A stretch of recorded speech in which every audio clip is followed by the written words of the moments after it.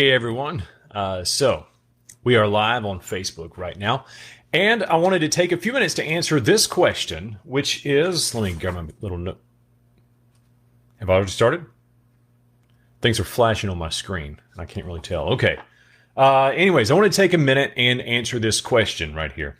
What are the most common marketing problems that small business owners face?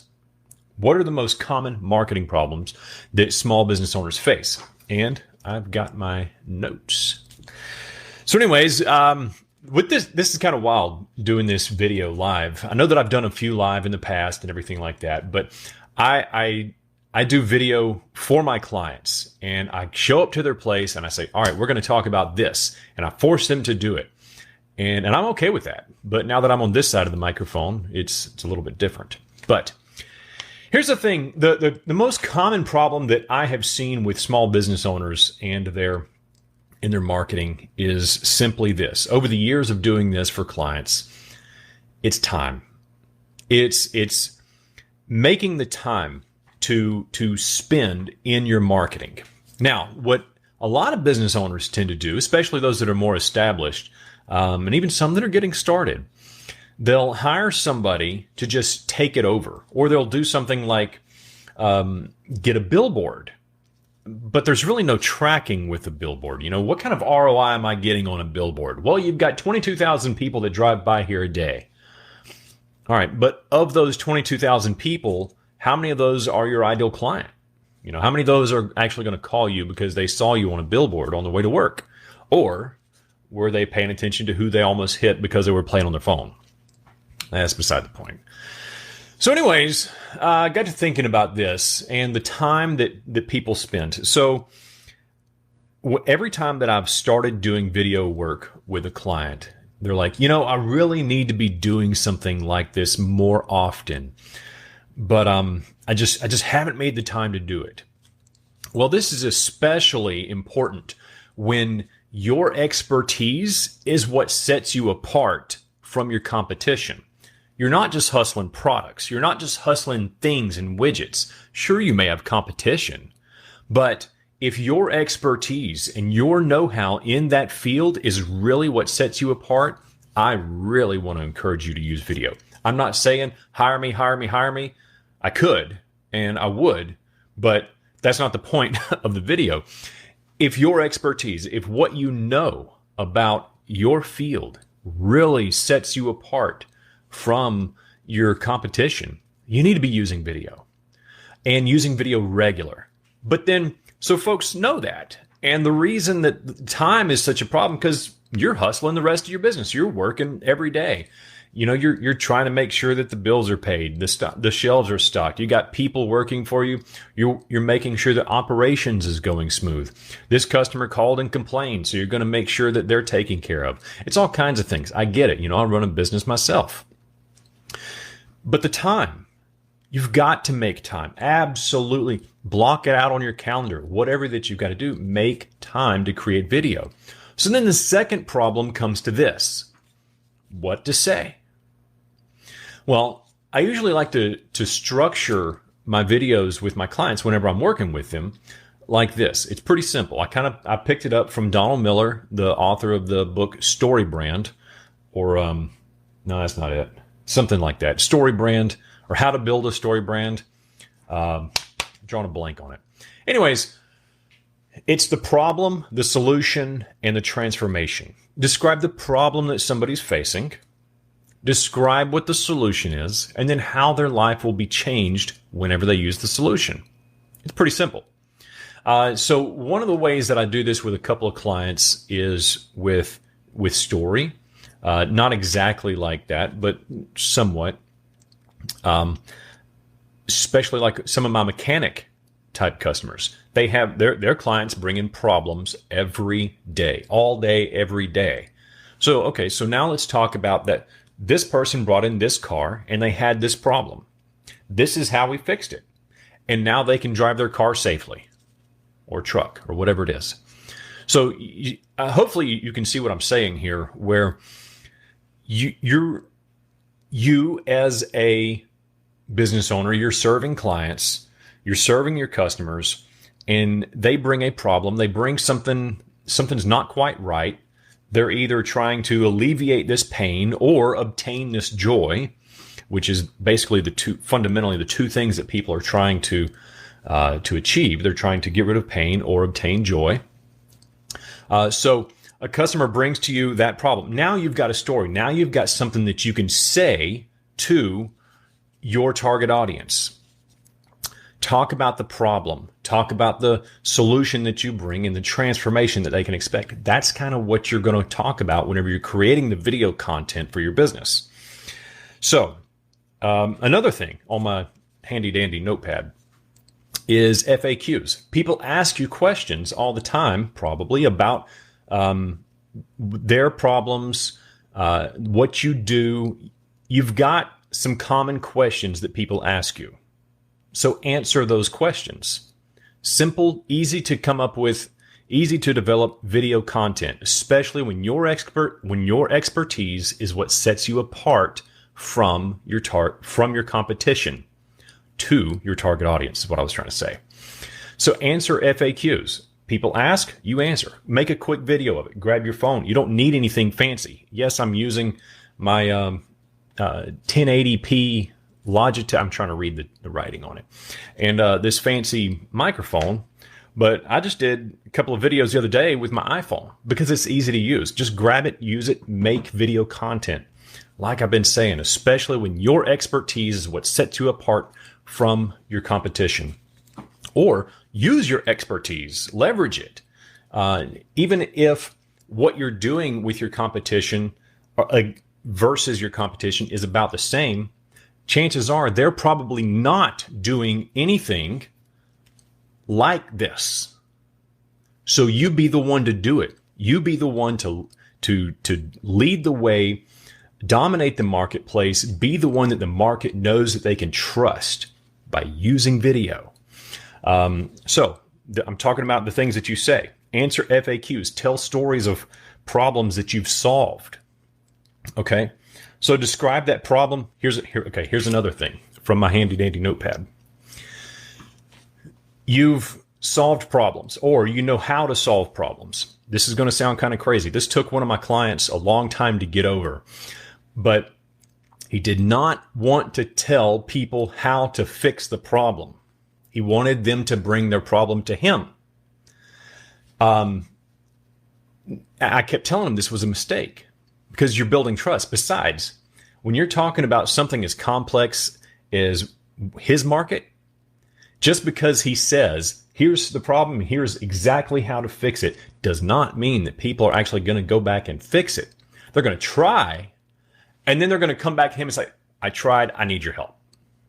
That happens so many times.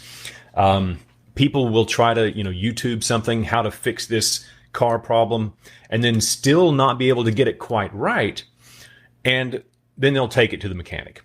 Be the mechanic, be the person that can fix the problem by describing how to fix it. And then that'll build trust with your clientele, with your ideal clients and such. Okay. Now here's the big kicker to all this, is I know that it's going to be hard to make the time to sit down and do video, but we've talked about what to say, talk about the problem, solution, and transformation that people can expect. Here's some content ideas. FAQs. Answer the FAQs that you get into your business. Tell a story of problems that you've solved. I've also talked about describe a problem that some people may face and then tell them how to fix it. Then they'll come to you because now you're the trusted advisor. But here's the thing. Here's one of the big and final mistakes that I'm going to talk about right here on this video is, number one, above all things, who is your ideal client? Who is your ideal client? So if you've been in business for a little while, you've probably got an idea of your favorite customers, the ones that you enjoy working with the most, the ones that have paid you the most money. And then you've also got an idea of those clients, and they're out there, that have been a pain, that have been a headache, that have tried to argue over every nickel and dime and try to, get the price down over and over and over. Sorry for my stuttering on that, but I just couldn't figure out what to say. So you need to be thinking about who your ideal client. Think about your past clients, who you've worked with. Now, be thinking about their demographic, where they are geographically. Be thinking about some common characteristics about those people. Now, whenever you make videos, you can call out that type of person, or whenever you're running ads, you can target those demographics and geographics. Instead of like just running an ad to boost it to everyone, now you're running an ad to your target audience. Here's another thing that I want you to think about. If you serve, this is from this little thing I'm holding up. I don't know if you can really see it. Okay, so anyways, I'll just describe it to you. This is from my seminar. It's a little quadrant that I try to talk to people about. Whenever I'm building a marketing plan, I ask this question. Of your customers and prospects, or your past customers, you know who is an ideal client. You know who's the best to work with, easiest to work with, pays the most money, that kind of thing. You also need to be thinking about this for your products and your services.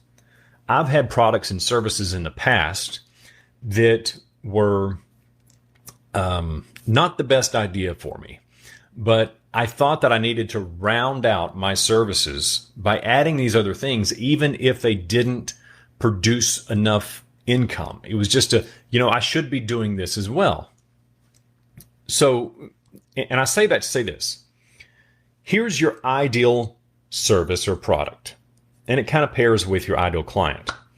That is, what is the highest profit and lowest effort thing you offer? Like I said, it kind of works with your ideal client as well. The highest profit and lowest effort thing that you offer. Okay. So then the second thing, that's A. That's your A list. Your B list is what's high profit, but then also high effort. You make a lot of money at it, but it takes a lot of work to get there. Now, the third thing is low profit, low effort. You don't make a lot of money at it, but it also doesn't take much effort either. Now, this is the last one, and you can probably see where this is going. What is a low profit but high effort? If you've got those products or services in your lineup, you need to cut them out because they're wearing you out. And chances are there's going to be a lot of people that want to go after that low profit type of thing. Well, you need to cut that out because that's wearing you out. That's making it to where you're not able to service that high profit, low effort product or service. And this quadrant, like I said, also works for your ideal client. Be thinking of those people and how they fit into those four areas. So, as far as the number one problem or the most common marketing problems, number one, I would have to say that's time. Not making the time to put into your marketing, especially video marketing, if you're in the market where your expertise sets you apart from your competition. And it positions you as the trusted authority. Okay, so leverage that. Leverage your expertise to position you as the expert authority so that you can smoke the competition, is what I'm trying to say.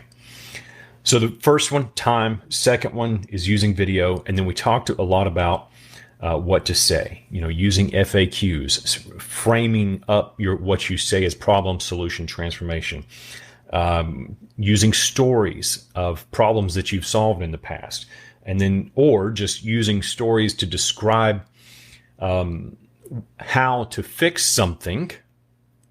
And then more than likely, they're going to try, or they're going to look at it and go, I can't do this and I need your help anyways.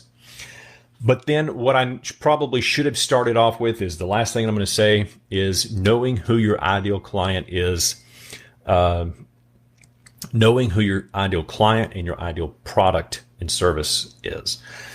Because you don't want to waste your time on targeting prospects who who are going to rob you of your time and your energy. So make sure you're focusing on the ideal clients, and make sure you're offering the ideal product or service. And use that quadrant that we talked about. What is high profit, low effort? That's your prime. What is high profit, high effort? That's okay. What is low profit, low effort? That's okay too. But what is low profit and high effort? Cut it out, whether it's product, service, or some of your clients. So think about those things. Those are what I kind of felt like were the most common marketing problems that small business owners face. Take that. If you've got any questions or comments, feel free to reach out to me, or arguments over it. We'll talk about it. Anyways, take care, and I hope y'all have a blessed day. Bye-bye.